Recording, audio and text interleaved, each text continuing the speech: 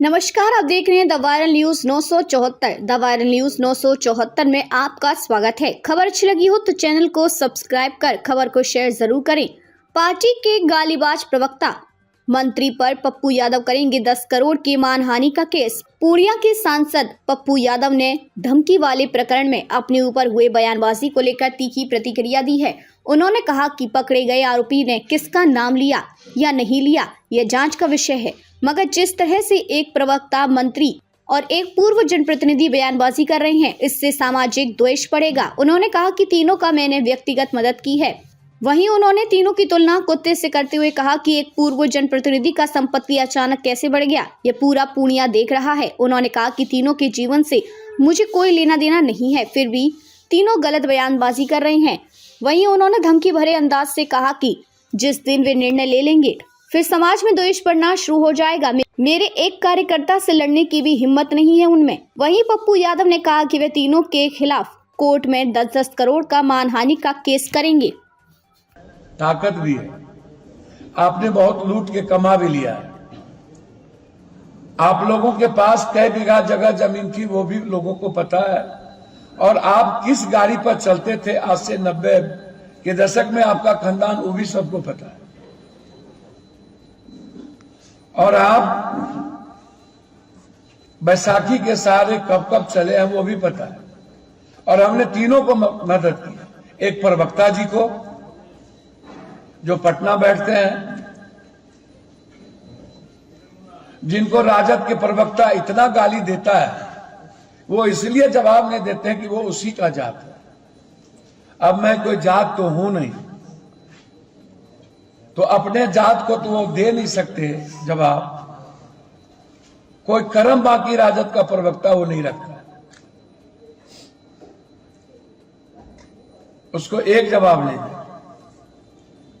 हम तीनों से आग्रह करेंगे, आप तीनों मिलकर सीबीआई इंक्वायरी करा दें सारे प्रकरण को।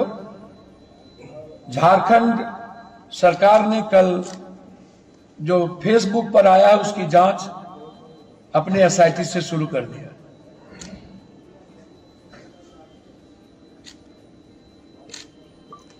मेरा आग्रह है कि आप गाली गलौज ना करें। मैं नहीं चाहता हूं कि समाज का माहौल खराब हो। मैं जिस दिन निर्णय ले लूंगा, शायद आप मेरे एक प्यादे से भी लड़ने की औकात नहीं रखते। जिस दिन क्योंकि मैं उस दिन समाज में फिर क्वेश्चन पैदा हो गया, और फिर बिहार में मैं नहीं चाहता हूं कि आपके बयान का जवाब दूं, नहीं तो जातीय और उन्माद न पैदा हो। इसलिए मैं किसी भी परिस्थिति में आपसे हाथ जोड़ता हूं कि आप आलोचना कीजिए, तथ्य के साथ कीजिए, सत्य के साथ कीजिए। आपको पूरा अधिकार है अपनी बात कहने का, लेकिन गाली गलौज करना यह कहीं से भी उचित नहीं है, और शब्दों का चयन होना चाहिए। मैं फिर कहूंगा, 29 धमकियां मिली, और पत्रकार जी लोगों से भी आग्रह करेंगे, बिना पूरे तथ्य को समझे एक व्यक्ति की मुलाकात पटना के यूको पार्क में किसी से होती है तो उसके पीछे कोई टेलीफोन तो होगा, दोनों के टेलीफोन का आदान प्रदान तो होगा, उनको बुलाए तो होंगे, या मिलने के बाद टेलीफोन से बातचीत तो किन्हीं की हुई होगी। आपको वह अपराधी कहता है कि मेरा टेलीफोन नंबर हमको याद नहीं है। उनको टेलीफोन नंबर याद नहीं है, लेकिन इको पार्क में कोई मिले थे। कौन मिले, कैसे मिला, उस दिन का टेलीफोन नंबर उन दोनों का चेक होना चाहिए कि इको पार्क के नजदीक वो दोनों हैं या नहीं। दूसरी चीज, उस दोनों का टेलीफोन नंबर का कॉल डिटेल बताना चाहिए कि वो कॉल डिटेल में कभी वार्ता हुई या नहीं। तीसरी चीज, यदि थे वो दोनों आदमी तो सीसीटीवी फुटेज से निकालना चाहिए कि वो दोनों गेट पर एंट्री के वक्त, क्योंकि वहां टिकट कटती और गेट पर एंट्री के नजदीक सीसीटीवी फुटेज है, तो उस दिन का सीसीटीवी फुटेज उनको खंगालना चाहिए। 3, चौथा चीज,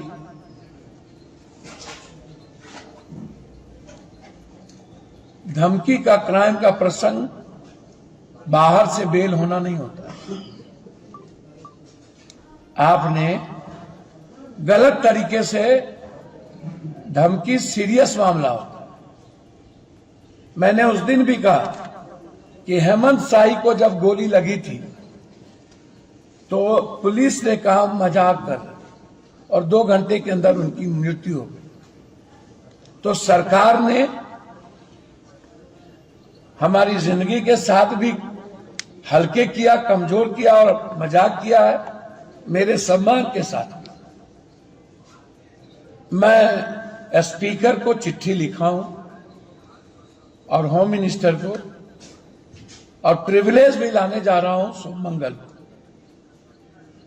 और 3 आदमी को मैं मानहानि का नोटिस देने जा रहा हूं 10-10 करोड़ का,